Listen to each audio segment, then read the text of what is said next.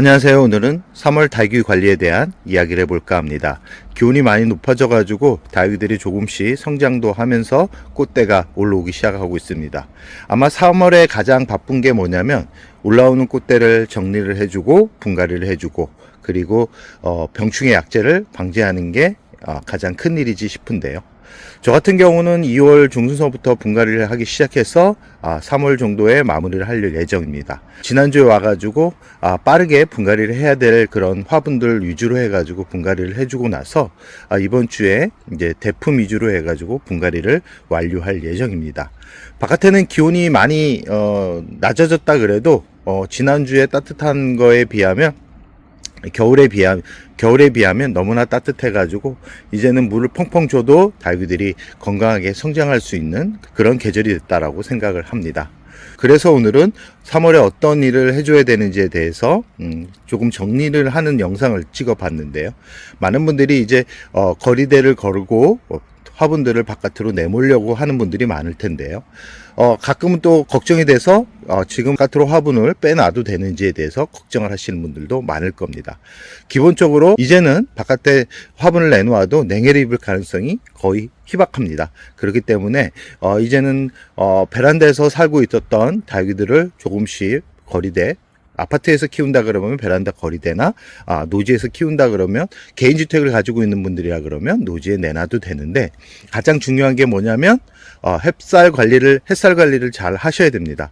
베란다에서 키우던 그런 다육이들 같은 경우 아무리 해가 잘 드는 공간에서 다육이를 키웠다 그래도 바로 햇살이 들어오는 곳에 다육이를 놓게 되면 화상을 입어가지고 검은 흔적이 남습니다. 그런 검은 흔적 같은 경우는 다육이들 생명에 크게 영향은 주지 않지만 얼굴이 못나지고 잎이 완전히 사라질 때까지 그 흉터가 남기 때문에 꼭 이 햇살 관리를 하셔야 됩니다. 그래서 기본적으로 차광막을 미리 준비해서 덮어주는 그런 분들도 많은데, 차광막 비율 같은 경우는 대략적으로 한 50% 정도만 돼도 이 다육이들이 화상을 입을 가능성이 많이 낮아집니다. 이 다육이 하우스 같은 경우는 다 겨울 동안 새벽에는 이렇게 덮개를 덮지만 낮 시간부터는 이게 다 걷어가지고 햇살에 크게 영향을 미치지 않지만 집에서 키웠던 분들 같은 경우는 화상을 입을 가능성이 높기 때문에 차광막을 미리미리 준비해서 덮어주는 게 좋다. 아니면 하루에 2-3시간 이 햇살 적응 훈련을 시킨 다음에 다육이들이 완전하게 이 햇살에 노출이 되게 만들어주는 게 좋은데, 가끔은 이 다육이 같은 경우는 강한 햇살도 좋지만 약하게 부드럽게 들어오는 환경에서 더 성장을 잘한다라는 것을 꼭 기억해 두시기 바랍니다. 그래서 저 같은 경우는 집에서 키울 때 이 강한 햇살보다는 은은하게 들어오는 곳에 화분을 배치했던 기억이 나는데요. 그러면 잎도 크고 색도 은은하게 색이 나기 때문에 더 예쁠 수 있고요. 나는 짱짱하게 동글동글하게 이렇게 후레뉴 SP처럼 동글동글 짱짱하게 키우고 싶다 그러면 햇살을 많이 보여주는 게 기본적으로 좋습니다. 다육이 같은 경우는 기본적으로 햇살이 많아야 예뻐지는 그런 그런 식물들이기 때문에 다육이를 예쁘게 키우고 싶다 그러면 햇살을 많이 보여주는 곳에서 화분을 놓고 키우라는 말씀을 드리고 싶고요. 간혹 이 예쁘진 않아도 풍성하게 키우고 싶은 분들 같은 경우는 반음지에서도 잘 큽니다. 반음지에서 잘 크지만 색상은 이렇게 연두색빛 색상이 더 강하고 이렇게 잎이 길고 그리고 잎이 넙대대하게 자란다라는 거. 그렇지만 시원시원하게 큼직하게 성장을 하기 때문에 이 크게 키우고 싶은 분들 같은 경우는 하루에 햇살을 3-4시간 정도만 보여줘도 충분히 예쁘게 키울 수 있다라는 것을 꼭 기억해 두시기 바랍니다.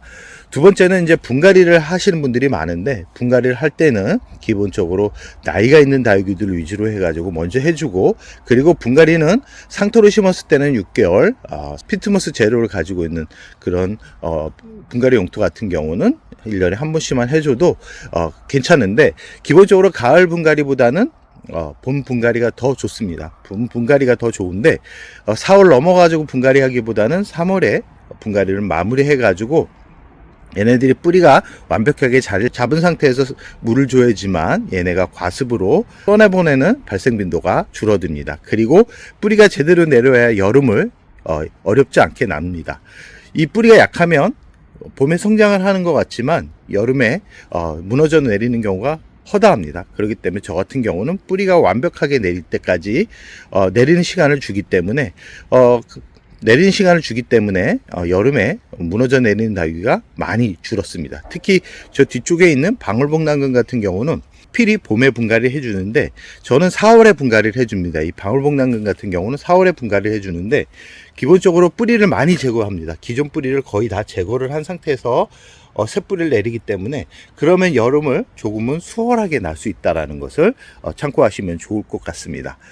분갈이 할 때는 뿌리를 많이 제거를 하면 물은 대략적으로 일주일 후에 주셔야 됩니다. 바로 주시는 분들이 있는데 물을 바로 끌어올리지 못하기 때문에 과습으로 인해서 뿌리가 썩거나 곰팡이 때문에 제대로 성장을 하지 못하는 그런 환경이 만들어진다라는 거. 그렇기 때문에 항상 분갈이하고 나서 내가 뿌리를 많이 손질했는지 아니면 뿌리를 적당히 손질했는지 아니면 뿌리를 많이 손질했는지에 따라서 물 주는 시기가 다릅니다. 뿌리를 거의 정리하지 않고 흙만 채웠다 그러면 바로 물을 줘도 큰 문제는 없지만 간혹 뿌리를 많이 제거를 하고 난 상태에서 물을 주는 경우가 있는데 그런 경우는 정말 위험하다라는 말씀을 드리고 싶습니다. 그리고 약방제 같은 경우는 전체적으로 한 번은 예방적으로 뿌려주는 게 좋지만 약을 많이 뿌려주게 되면 얘네들도 내성이 생깁니다. 내성이 생기면 제대로 약 효과가 없기 때문에 키우던 닭이 잎 상태에 따라서 확인 작업을 하는 게 필요합니다. 잎이 많이 떨어지거나 잎이 마르거나 아니면 꽃대가 오르면서 그 사이에 하얀색 이물질이나 하얀색 벌레가 있다면 그런 화분들을 한데 모아가지고 약을 쳐주는 게 좋습니다. 그리고 3월에는 칼슘제 정도는 한 번씩 쳐줘야지만 얘네들이 제대로 성장을 하는데요. 간혹 분갈이를 한 다육이들 같은 경우에도 영양제를 주는 분들이 있는데 분갈이한 다육이 같은 경우는 칼슘제나 영양제가 필요 없습니다. 오히려 과하게 주는 경우 뿌리에 문제가 생기는 경우가 더 허다합니다. 영양제를 많이 주면 잘 자라겠지라고 생각하는 분들이 있는데 오히려 영양제를 과하게 주면 뿌리 상태가 더 안 좋아지고 약하답니다. 그러면 깍지벌레나 이런 병충해가 찾아올 가능성이 아주 높기 때문에 영양분은 필요할 때 줘야 된다라는 거 꼭 기억해 두시기 바랍니다. 그래서 항상 분갈이한 다육이들은 3개월 정도 영양분이 남아있기 때문에 3개월 지나서 영양제를 주라는 것을 매 말씀드리는 겁니다. 오늘은 이렇게 3가지 부분에 대해서 이야기를 해드렸는데요. 많이 바쁘겠지만 미리미리 분갈이를 해서 여름에 아픈 다육이가 발생하지 않게 미리미리 환경을 만들어 주는 게 좋다라는 말씀을 드리면서 오늘의 영상을 여기서 마무리할까 합니다.